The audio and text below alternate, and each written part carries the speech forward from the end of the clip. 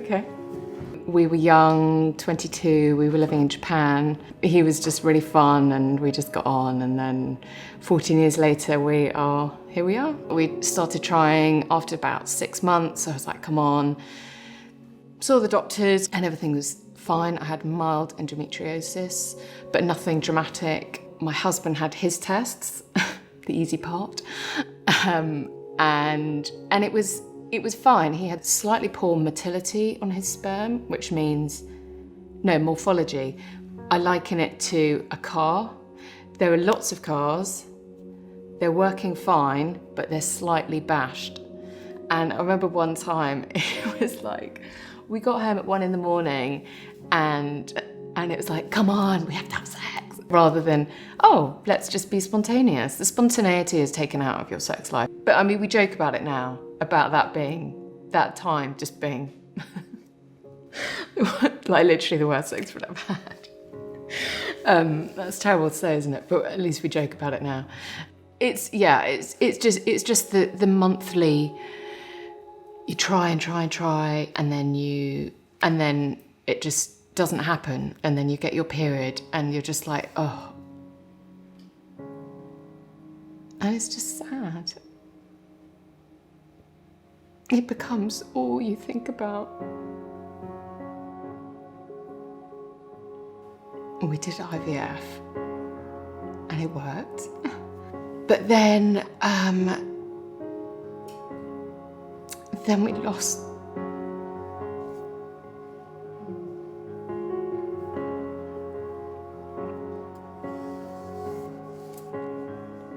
I was 18 weeks. And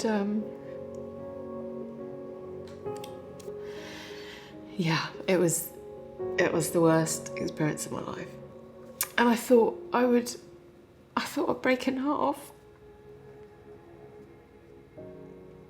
And as a result of that, I got this thing called Asherman syndrome, which is where you get scarring in your uterus, really bad scarring. In my case, it was just completely like fused shut. I mean, no chance of getting pregnant. I was seeing Emma at the time. I was seeing her for acupuncture, and she was like, go and see this guy called Mr. Lower, who is a miracle worker. So I saw Mr. Lower, he did the operation, and he said, great, everything's clear. In the world of IVF, you need to have a lining, a uterus lining. It's amazing what you learn once you've been through infertility. I know a lot about, things that I just shouldn't.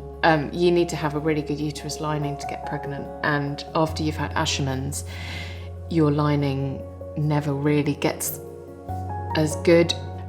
They put you on lots of estrogen to try and help build up your uterus lining, which is, estrogen doesn't make you feel great. It just makes you fat, it makes you hungry, it makes you really emotional. And they were not happy about it because no one had ever been on estrogen for that long.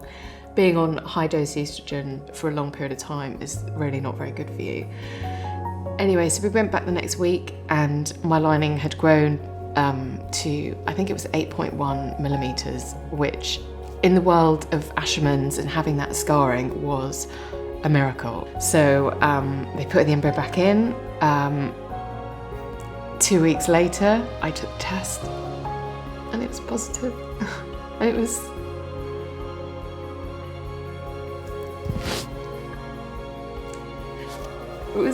just the best day. So it was a very long pregnancy. I was very, very sick. I didn't care. You just don't care because you're like, brilliant, I feel sick, I'm still pregnant, I'm still in the game. And then finally on the 28th of December, I went in and I was induced, and then on the 31st, little Charlotte came into the world. It was not an amazing birth. I mean, what birth is amazing? But I remember at the time just thinking, you can take this baby out however she comes out, as long as she comes out healthy, I literally don't care. We won the lottery. We really did.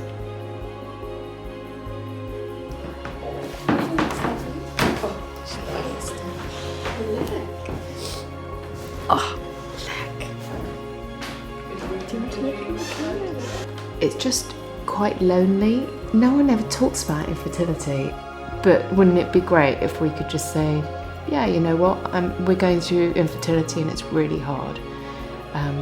It's just really emotional, but it's worth it.